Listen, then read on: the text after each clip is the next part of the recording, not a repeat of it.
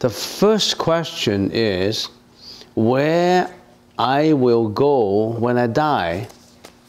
Ocean view. Very simple. Ocean view is what? The graveyard. That's a very superficial answer. It's not good enough. That answer is not good enough. Ocean view, 8 feet under the ground. Well, when I die, depends on what I have done when I'm alive. When I'm alive, have I accumulated enough karma to go to the benevolent realms, or have I accumulated enough bad karma to go to the vicious realms? So when I die, presuming that I haven't reached Srotapana, I haven't reached a Srotapana stage, then I would roll into my next life with my karma that I have accumulated. Whatever you have done, you take it with you when you die. So where will I go when I die depends on what kind of karma you accumulated when you are alive. Given two individuals, take two persons as an example. One has accumulated a lot of bad karma by doing what? Gambling, hunting, killing animals, lots and lots of evil things.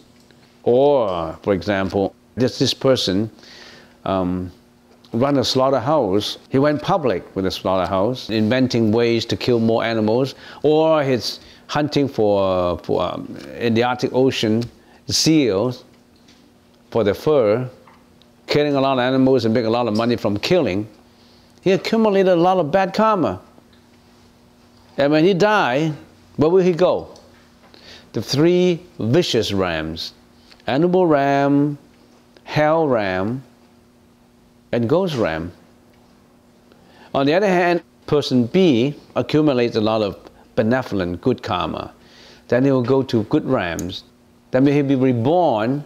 But this person, for example, is very generous, he's very honest, and he's been contributing to society and he's doing a lot of good deeds. But is not enlightened yet. He's not pursuing the Buddha's teaching in enlightenment. He still have to roll with his karma into this next life. Then he roll into a very good life. He was born into the family of one of the richest families in, say, in North America. Good education, and etc. and etc. and etc. There are people like that. There are people who are born into rich families and people who are born into poor family. Don't blame God for putting you in the wrong place. You selected your own place. You check in yourself into that 5-star, 6-star presidential suite or bed and breakfast. Bed and breakfast, or a squatter hut in a poor family. You do it yourself. So watch what you're doing. Every action, every speech, as a matter of fact, every thought counts. You'll be a better person. That's what we've been all talking about. The more non-egoistic you are, the better place you will go to. So you can examine where you will go to by reflecting on yourself. If you practice meditation to a certain level, one day someone says something bad about you, you immediately get mad or you get jealous, then you know you haven't reached that level yet. You've been practicing, but you're not reaching that level yet. But if someone talks to you, someone infuriate you or humiliate you, but you just let it go. It doesn't really hurt you. You just liberated yourself right away. But a few years ago, you wouldn't have done that. You wouldn't forgive that guy. You would bounce back. But now you take it spontaneously, without revenge, without hatred, without jealousy. You're different. You know you're different. You can reflect on yourself to find out where you go. You know where you go by examining your own conduct. You know where you have been by looking at what you suffered in this life. Said if you were born in a broken home, if you have sons and daughters who do not have filial piety towards you, don't care about you, you have a bad marriage, it's because you have sowed these seeds, these causes in your previous life. So where will I go when I die? Physically, yes, ocean view. Spiritually, you determine that route. You are your own creator. That's it for this question. Next question. Thinking back to what you said about love, all the suffering that can arise, etc.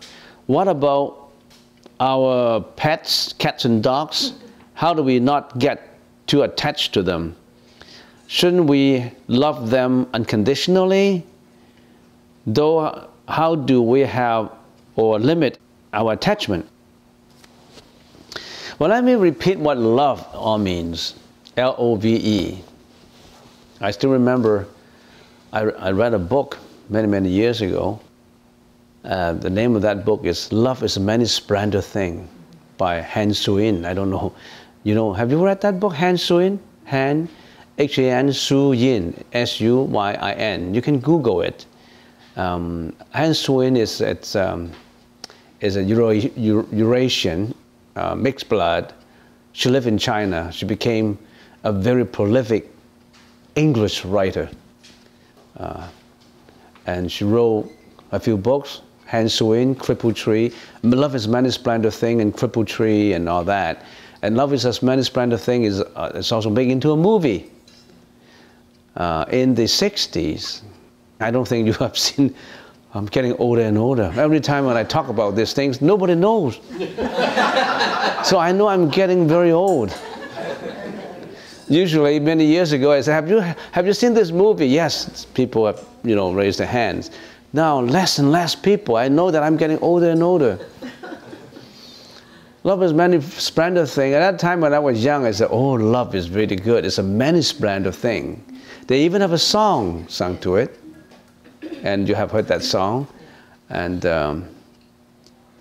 I want to test my memory. Who are the actor and the actresses of that movie?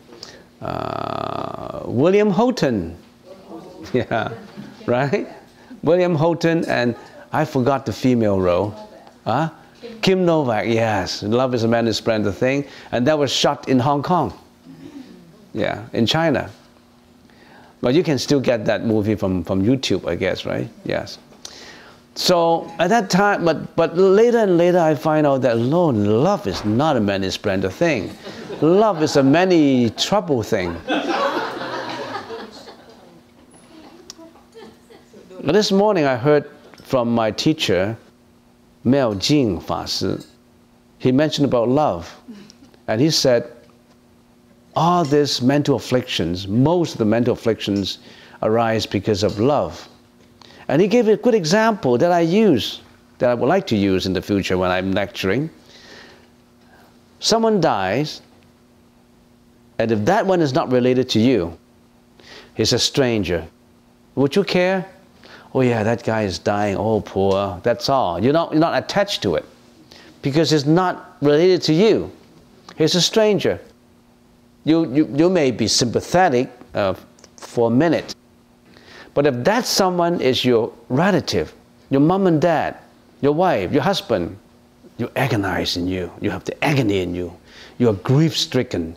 You feel so painful. You cry. You very, very painful. So this pain, this suffering arises from what? Love. Because of the love, you love that person who's dead. That's why you have the agony. And if you trace this further back, why did I love him? You loved him Because you have an attachment. You have an attachment, why? Because you build up the causes not in this life, in previous life. You either owe him something, or he owe you something. There is an unfinished relationship between you and him. And that pull you two persons together. If that person and you have a good relationship before, so you want to finish the unfinished business in this life of love, then you still have to grieve. You are still grief-stricken. If you hate that person, if he dies, you may not feel anything, because he owes you something. You're paying off the debt. So the dog that you're talking about, what about the pets, the cats and dogs? Don't get attached to love. If you attach too much to love, then you come back again to this world of love. This is the world of desires. And sometimes love is mixed with many byproducts, by action. And that's what we call by sexual misconduct. Some people identify love with sensuous conduct. They call it love. But an attachment to senses, they call it love. You look at a movie, you watch a movie, and there's an actress there, and she's so beautiful, and you call that actress lovable. And you don't know that actress. It's because the demeanor she posed herself, walking or singing or dancing, that you attach to this so-called, quote-unquote, appearance. But this is not the real appearance. When she's off stage, she's a different person.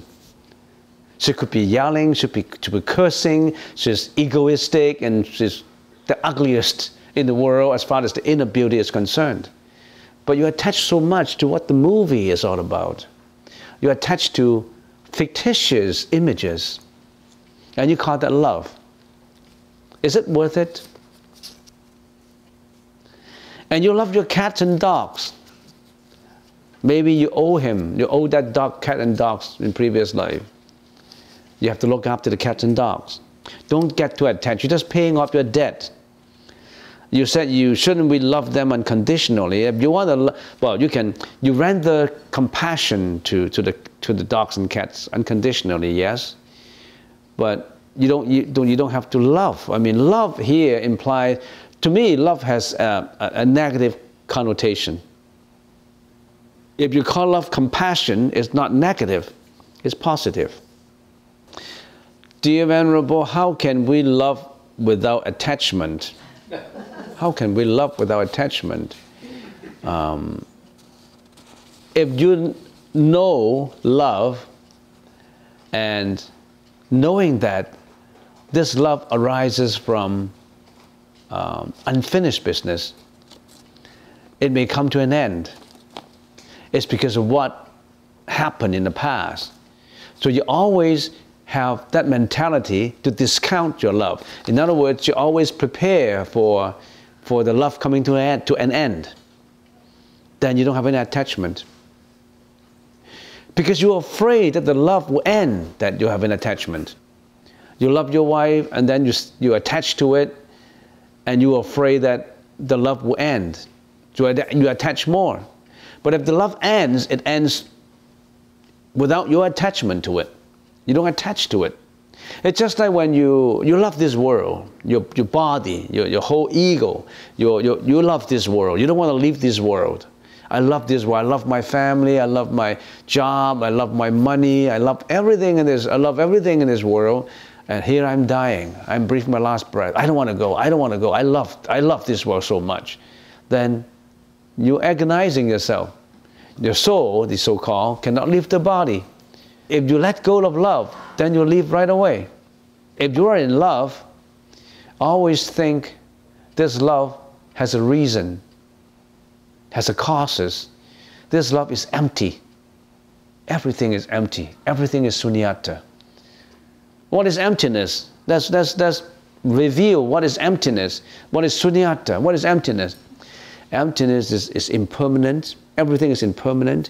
Everything depends on causality. All the causes put together, it arises. Causes don't put together, it disintegrates. it depends on causes, and it has no real nature of its own, as for Baba, no real nature. It exists only now. It exists only on conditions. So always think of love as empty, as existing on conditions, as existing impermanently. Then if you always have that conception, you will not have attachment. That works for you right away. That's the power of the Buddha's teaching. It helps you to detach. It helps you to get out of attachment. You're ready to get it.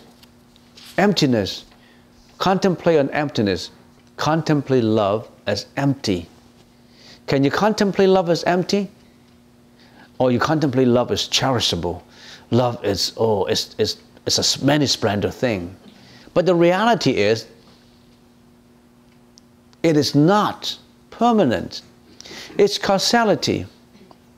You have many husbands in your previous lives. Some work out and some don't. Depends on what you have done to him in your previous life. So it's all causality. If he leaves you, adios. Don't really matter. Because the bondage is gone. Don't cry over it. Don't cry over spilt milk. You don't need it. That's the time to be ordained. Don't linger on. Don't linger on any further. If he leaves you, that means you're free of this bondage. You're free to go because you served your love sentence. Okay, so that's the question. Next, is there any short or long retreat schedule that we can participate? Yes, we will later. Right now, there's so many unfinished things that we have to do in here. We used to have a 7-day Amitabha chanting retreat. We haven't continued since about 7 years ago. I remember we have a 7 days retreat every year. We have Venerable Mel Jing to lead at least 10 sessions, or 10 years already. I think he came for 10 years already. You haven't seen him. He passed away already. He passed away already. So we always have this 7-day meditation retreat. And since 7 years ago or 8 years ago, we didn't continue. But we should continue. We should have more meditation retreats. We should have more Buddha name chanting retreat. Instead of just calling for it to happen, can you make it happen?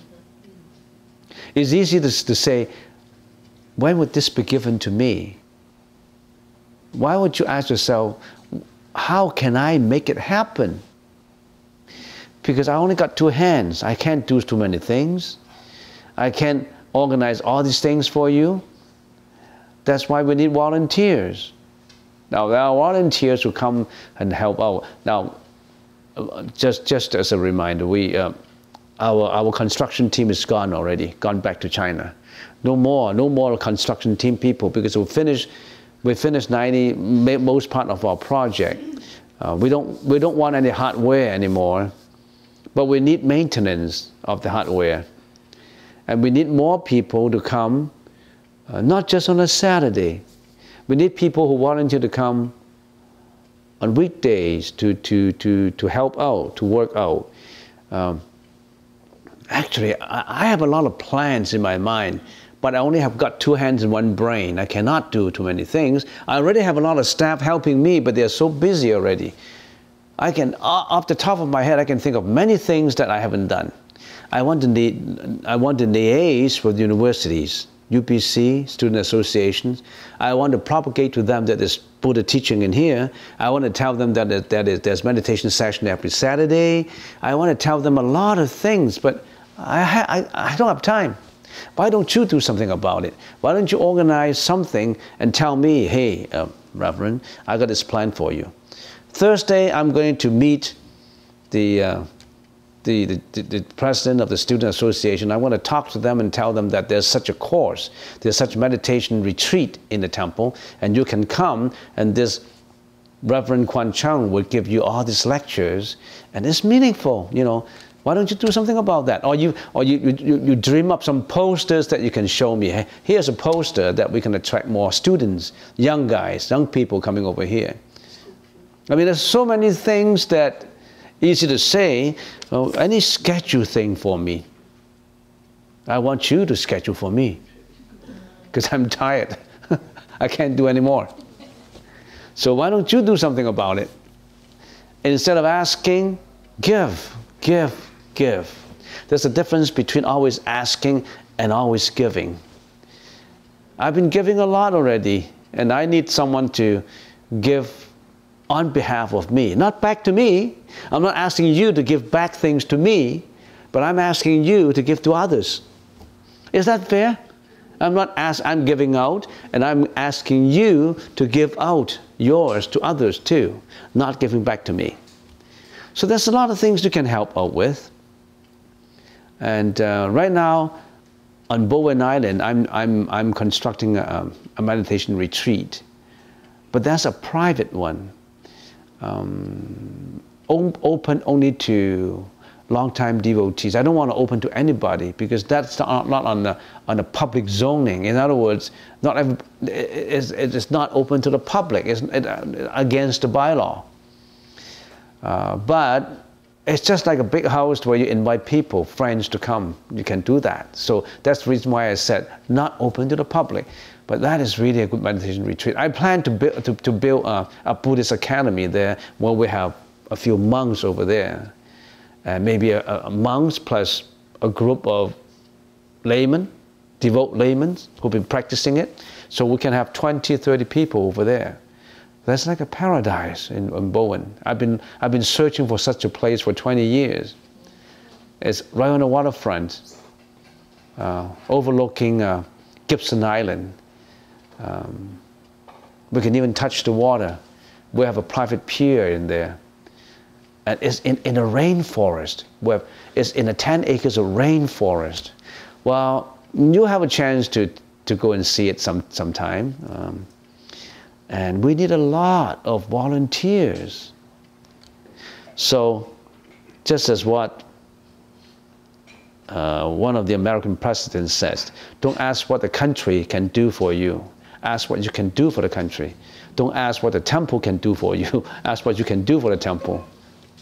Another final question was, Sakyamuni Buddha still suffering after he got enlightened in this world before he left his body, suffering from 5 scandals old age. If he was not suffering, what is the point of going to a happy land? I think there's a little bit of confusion in there. Sakyamuni Buddha is not in the land of bliss. The land of bliss was Amitabha Buddha, who creates such a world as an expedient means, as a fast way of enlightenment for people who go over there. It's just like in North America, I want to build a university, and that university is called Enlightening You Until You Become the Buddha. I build a university in here, and the name of the university is Enlightenment University. Then you register and come, and we'll teach you.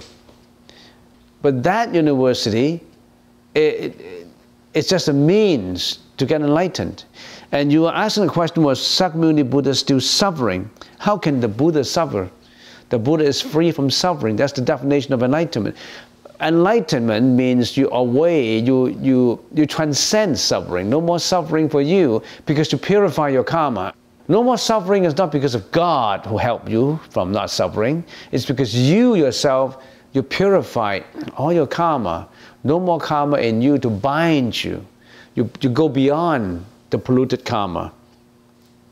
So after you got enlightened, you don't go back to the bondage anymore. So I don't quite understand what your question is, but it's a good question. Unless you want to clarify more. Yes? So it was my question. Yeah. I mean, after the Buddha got enlightened in this world, yeah, he continued living in this world, and he started teaching. Yeah. And he was living in his bodily form. Yeah, yeah. And based on what I learned in today's lecture, Yeah. because he's living in this world, he should suffer to aging, he should suffer to the loving the Yeah. family members, he should suffer from the old age, and Yeah. he should suffer from the death, which Yeah. is contradict with the meaning of enlightenment. Yeah. That's my question. Yes, he still suffer. The Buddha still passed away even after enlightenment. But even after enlightenment, he becomes the Arhat. If we say, why don't we just look at your question from the Theravada school? It's the same. He became the Arhat, for example, the Arhat. But the Arhat still have the body. But after his body died out, he's in Nirvana, no more suffering. So when he's still living, he still have suffering. He still have aging, he still have sickness, he still have death. He still went through these sufferings. Only after Nirvana, no more Parinirvana, no more body, then he's in Nirvana. You understand? Yeah. Well, yeah. Any more question? I have one. Yeah, yes. So you cannot find nirvana in this life? You have to go to the life after? There's two kinds of nirvana. Nirvana with a body and nirvana without a body. Now, you have nirvana with a body in this life, like Sakyamuni Buddha. He already enlightened, but he still, this body still have to go through the remaining remnants of the karma. So when this body dies out, he is in parinirvana. And that you can achieve nirvana in this life. The nirvana, just simply call it enlightenment. You can achieve enlightenment in this life, but you still have this body. You can achieve nirvana in this life, but you still have the body. By going, how? Oh, there's a lot of methods. For example, one of the methods is by meditation, by purifying yourself from meditation. Eliminating your ego, no more mental afflictions, no more jealousy, no more hatred, no more of this polluted karma. There are people like that. They went through a lot of mental training. No more ego feeling, no more egoistic feeling, no more jealousy, no more hatred, no more violence ideas, no more sexual misconduct, no more killing. All these things are gone. There are people who practice it that way. How will you know? How will I know what? How will you know you've achieved nirvana? How will you know? How will you know you achieve enlightenment? Nirvana. How will you know you are, well, how will you know nirvana? That means for the practitioner, you mean? Or how will I know? No, not you. How will The practitioner? Oh, how will I know? If I'm drinking this water, I'm drinking it. I know whether it is warm, hot, or lukewarm. I know. Do you know when you're drinking the water? Do you know whether it's hot, cold, or lukewarm? Do you know? Certainly you know, right? I don't know, but you know. You can't tell me you don't know. Can you? Right? You know, right? You know, because you're drinking it yourself. You know. You know whether it is warm, you know whether it is cold. Don't tell me you don't know unless you are senseless. Then you don't know. But you're not senseless. So you know your achievement. You know how you feel. We don't know, but you will know. Because you are the practitioner, what level you will arrive at, you will know. I may not know, but you will know.